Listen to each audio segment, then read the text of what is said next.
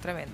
Bueno, otro de los temas del día está relacionado con un ranking que dio a conocer la ONG Transparencia Internacional, que pone a diferentes países en relación al nivel de corrupción que tienen. O sea, para que se dé una idea, arriba de todo se puede llegar a encontrar Nueva Zelanda, por ejemplo, y abajo de todo, o sea, el país con más corrupción, Sudán. Bueno, lamentablemente Argentina en el último tiempo bajó escalones de manera estrepitosa, 12 en total. Esto quiere decir que no estamos tan bien con respecto a los índices de corrupción. Le voy a preguntar qué opina al respecto a Luis Brandoni, a quien ya saludo y es un placer tenerlo aquí en Más Info. ¿Cómo le va, Luis? Buena tarde.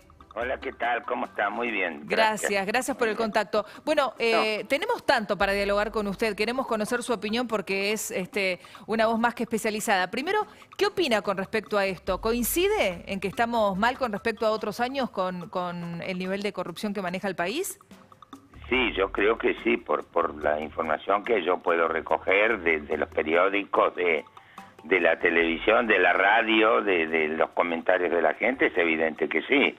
Digamos, ha subido mucho no solo la corrupción, sino la delincuencia. Y lo que es más grave, que la delincuencia es mucho más violenta que hace un tiempo atrás. Y bueno, esto sí, realmente es muy preocupante. lo vemos todos los días. Recién estábamos con nuestro móvil en ¿Qué Avellaneda. estaban viendo? Luis, Que yo estaba en el teléfono y no veía nada. no les alcanza con sacarte lo que tengas. Si pueden, te matan. A veces te matan y no se llevan nada, y es un delirio, Seguro. pero así estamos viviendo. Eso tiene una sola razón. Los estupefacientes son esos. Si no, no sería así. Es como un cúmulo de cosas, la educación, No. la Eso falta de que es ella. es perder la noción de dónde está uno, de cuál es su centro, cuál es su equilibrio. Porque ladrones hubo siempre. Ladrones en Argentina y en otros países siempre hubo. Pero digo, por ejemplo, en las cárceles, cuando entraba un tipo que le había robado a un jubilado, adentro de la cárcel lo fajaban, porque no correspondía a eso. Claro, no tenía ni códigos. ¿Entendés? No, claro. Y porque además, si alguien mataba a alguien, iba preso por muchos años.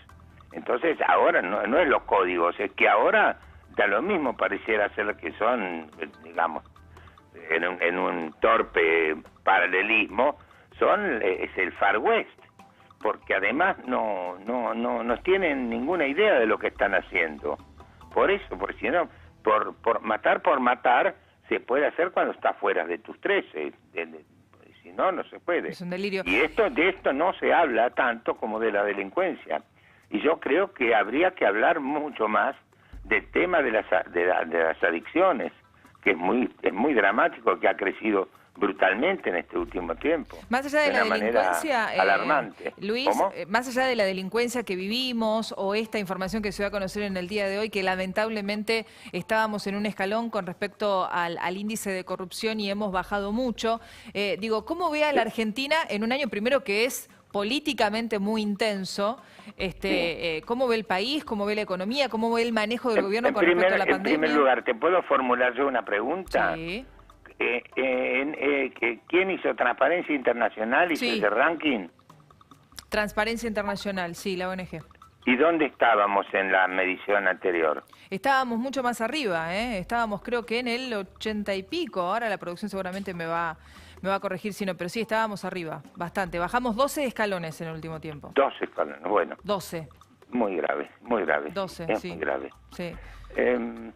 ¿Y qué me habías preguntado? ¿Cómo ve al país en un año, digo, que políticamente va a ser intenso, movido? movido? Es una situación muy complicada el país, pero además primero porque no podemos eludir la realidad de lo que significa esta pandemia. Esto es ineludible, no se puede omitir ni quitarle la trascendencia y el problema que significa en gran parte del globo terráqueo, digo, esto no se puede evitar.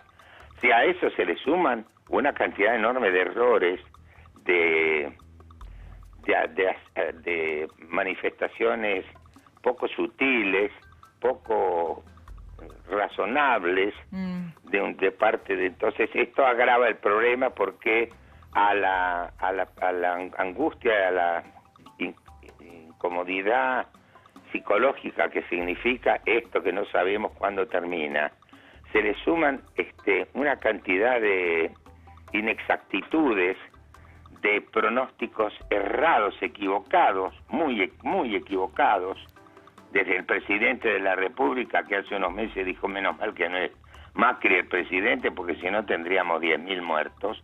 Hoy estamos en 48.000 y todavía nos pidió disculpas. Digo, este tipo de manifestaciones imprudentes han habido de todos los colores, más allá de errores que se cometieron y que vamos a seguir pagando los resultados. Entre el más grave, para mi gusto, para mi criterio y para mi pesar, es lo que se hizo con la educación. Bueno, recién hablábamos con el ministro de Educación, Nicolás Trota, y un poco Sí. me parece que todos coincidimos en que no podemos volver a transitar, Luis, un año como el que pasó. No se puede negociar el tema de que los chicos vuelvan a clases. Por todo, no solo por adquirir conocimiento, por lo que está generando con los chicos no tener la continuidad y el hábito de ir al colegio. Es una catástrofe, sí, pero es una catástrofe. Sí. Y además no se ponen de acuerdo en el propio gobierno, porque si mientras el gobierno dice, el ministro de Educación dice eso, el jefe de gabinete dice otra cosa. Entonces esto suma incertidumbre, imprecisiones, inseguridad, porque dicen otra cosa. No, cuando nos comparamos normalmente nos comparamos con el mundo entero, ¿no es cierto? El jefe de gabinete dijo que estábamos entre los países que más habían vacunado en el mundo, y era una cosa fantasiosa, otra imprudencia.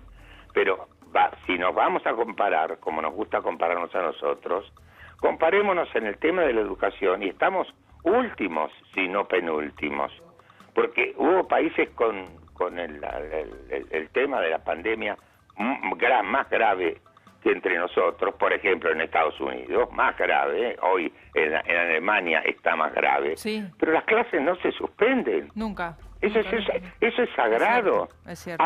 Haber cerrado las clases en el país entero, cuando hubieron pueblos e incluso provincias que durante más de 30, 40 o 50 días no tuvieron un solo caso de COVID. Es un disparate. ¿Por qué si no había casos? En la provincia de Buenos Aires se cuentan por decenas las ciudades y pueblos que no tuvieron un solo caso y pararon el 20 de marzo las clases. Totalmente. Entonces, esto es una catástrofe, un desastre que lo vamos a pagar por mucho tiempo. Pero lo que no se puede, lo que es peor, es que estamos discutiendo si vamos a clase o no, porque resulta ser que la oligarquía gremial, referida en este caso a la educación, pero que es una oligarquía que abarca a casi todos los gremios argentinos, son una oligarquía, están discutiendo, están poniendo en tela de juicio lo que dice el ministro de Educación del país. Entonces esto crea un desconcierto enorme, me parece. Absoluto, y en todos los sectores. Nada, y además, encima, el peronismo, como es su vieja costumbre, pone en la cancha de la disputa electoral cualquier problema. Un problema de que llueve mucho o que hay mucho contagio, le da lo mismo. Entonces están haciendo cosas que no corresponden, que no se corresponden con los modales y con la vocación democrática, como tratando de perjudicar a la ciudad de Buenos Aires, porque la pierden hace muchos años y la van a seguir perdiendo. Gracias, Luis. Como siempre es un placer tener sus conceptos por aquí. Que esté bien. Bueno, hasta cualquier momento. Buena tarde. Muchísimas gracias. Antes de irnos a la pausa, acordate que si venís a visitar la ciudad o volvés de vacaciones tenés que testearte, pero no te preocupes porque es muy fácil.